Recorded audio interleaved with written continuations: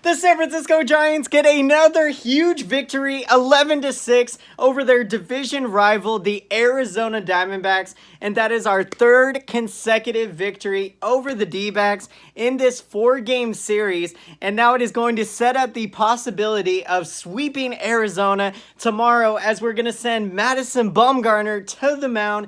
But let's get into this, guys. In this game, the Giants sent rookie right-hander, 22-year-old Logan Webb to make his major league debut. And what a story this was, guys, as if we look at Logan Webb, and what we see is that across 12 outings in the minor leagues, I think it was 10 to 12 outings he pitched with a 1.85 ERA down there. And across 4 weeks, he went from single A San Jose up to double A to making one start in triple A Sacramento. And then the Giants called him up to throw him into the fire, guys, in the middle of a pennant race.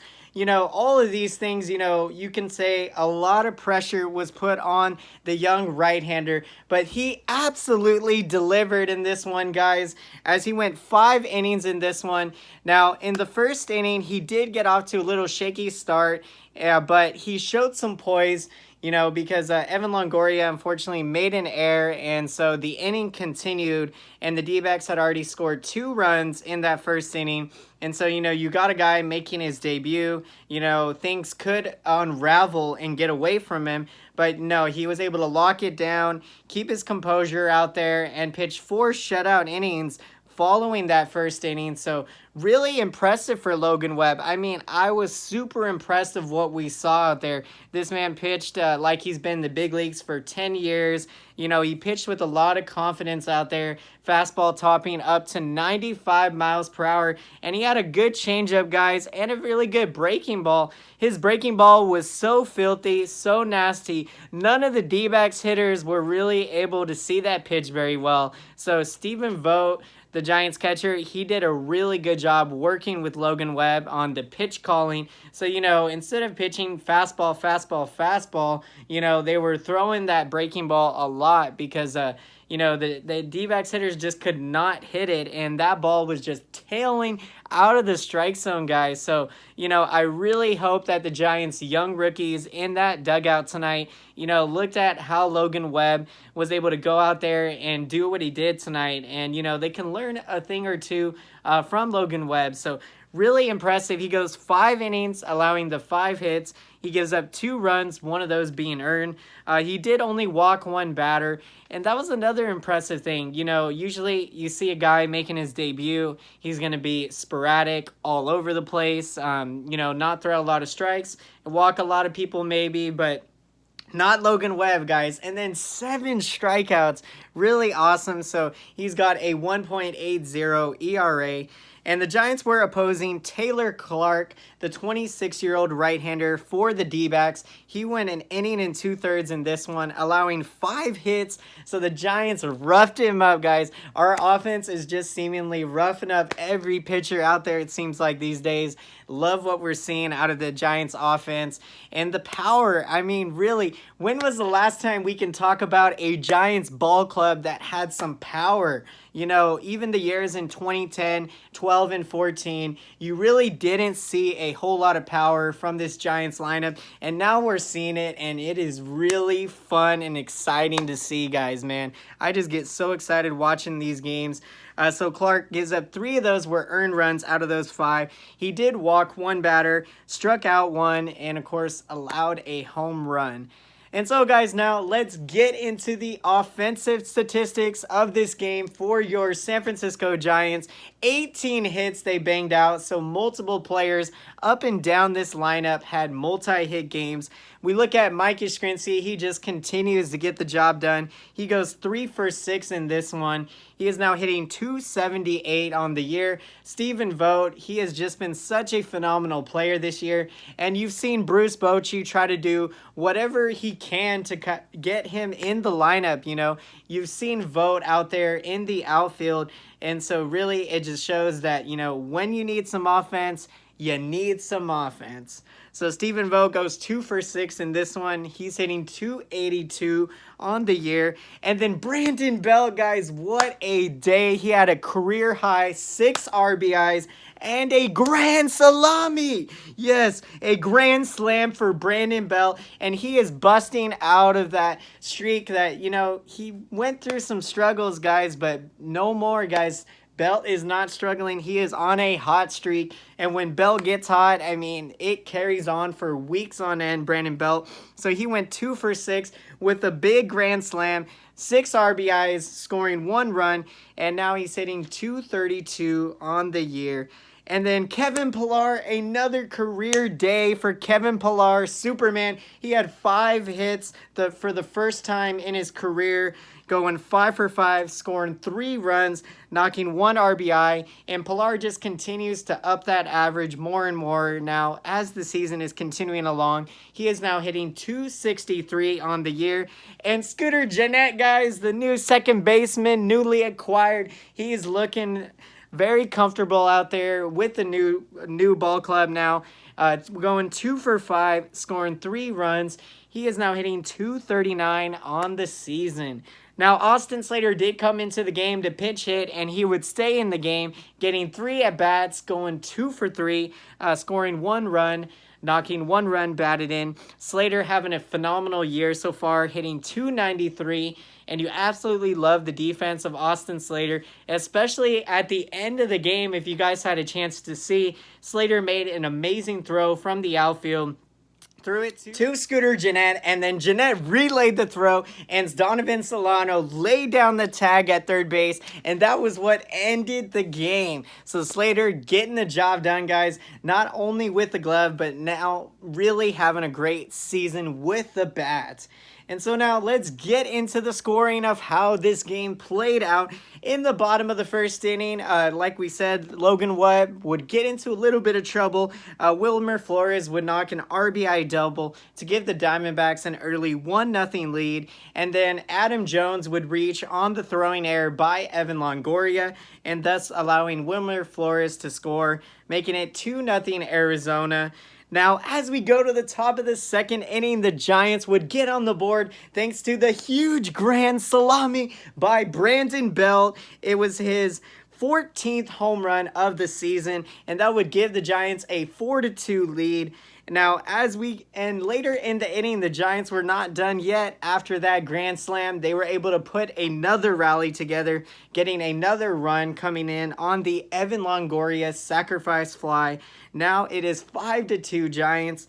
As we go to the top of the third inning, Brandon Belt continues with his career high day, knocking an RBI single, making it 6-2 Giants. Now, in the top of the sixth inning, Evan Longoria again grounding into a double play. And on the play, Austin Slater wound up scoring. And so that made it 7-2 Giants. In the top of the seventh inning now, Brandon Crawford, another situational at bat here. Really productive AB. Crawford putting the ball in play, getting a run to come in on an RBI ground out. That would make it 8-2 Giants. And Austin Slater, he would knock in an RBI single, and that would make it 9-2 Giants. So now, as we go to the bottom of the seventh inning, the D-backs would answer back. Christian Walker hitting his 22nd home run of the season. That made it 9-3 Giants.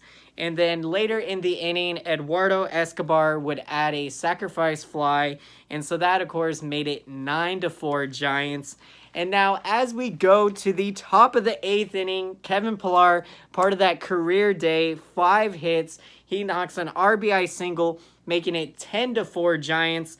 And then Brandon Belt would finish off the 6 RBI day with a situational at bat, getting an RBI ground out, making it 11-4 Giants. So now, as we go to the bottom of the eighth inning, Nick Ahmed having a great season for the D-backs over there. He would knock a 2-run home run. This guy has just been an absolute thorn in the Giants' side, guys. So he's just always seems like he's doing something out there. Just like Nolan Arenado. I mean, how many times have we seen some of these guys just do some damage against us? So Nick Ahmed, it was his 16th home run of the season, a 2-run blast, and that would make it 11-6 Giants, and that would be the final score. And so we get that huge victory, third consecutive victory over the D-backs, and that is going to set us up nicely with Bum on the hill tomorrow to go for that elusive sweep of our division rival. And so, guys, now we are going to get into the bullpen pitching statistics of this game for your San Francisco Giants. So following the impressive debut from Logan Webb going 5 innings, we brought in Andrew Suarez.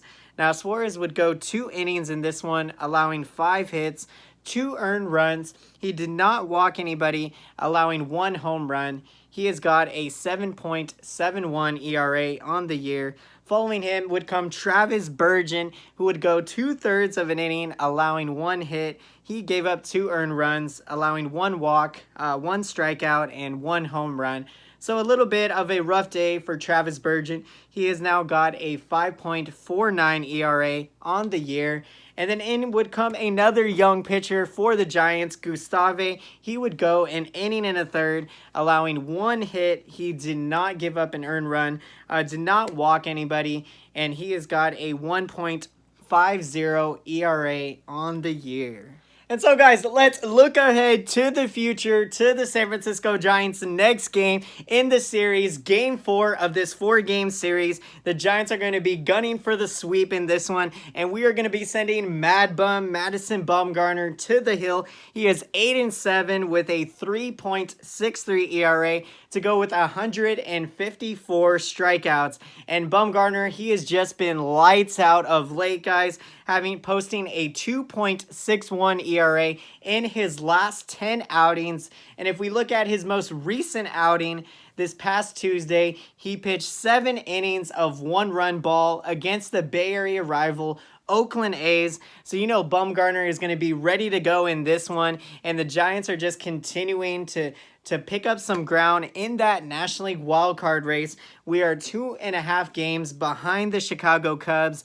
And so the Giants are going to be opposing Merrill Kelly in this one. He is 8-12 with a 4.75 ERA to go with 109 strikeouts for the Diamondbacks.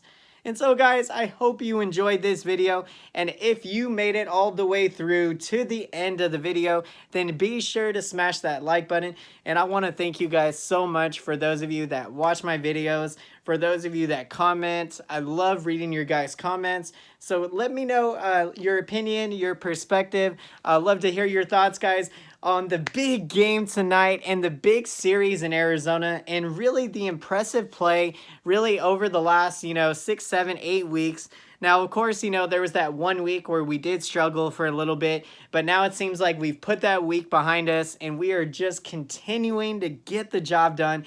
And it is going to take a lot down the stretch. You got some big games coming up, and you got some big time moments that, the starting rotation, of course, with all the rookies in the rotation, the Connor Menezes, the Sean Andersons, and, all of these guys, Tyler Beatty, it's really going to be up to them to show that, they can be pitching in big game situations, and that Bruce Bochy can trust him, that, they are going to be able to get the job done, keep the Giants in the ball game, and, give the offense a chance to score some runs and win ourselves a ball game. And so, guys, until next time, I will see you again. Thank you so much for watching, and have a great day.